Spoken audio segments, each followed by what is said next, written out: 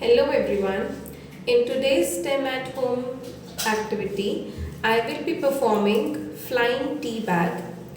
For that we need one plate, one small bowl, pair of scissors, a tea bag and matchbox.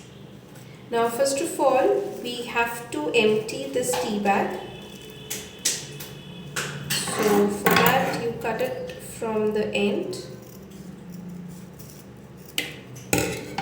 And then you take out tea leaves from this bag.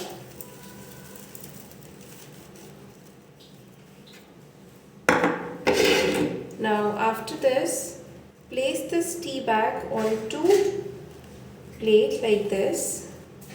Just make it stand upright.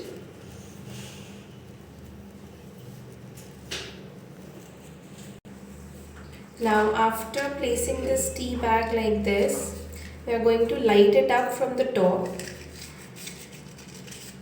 and let's see what happens.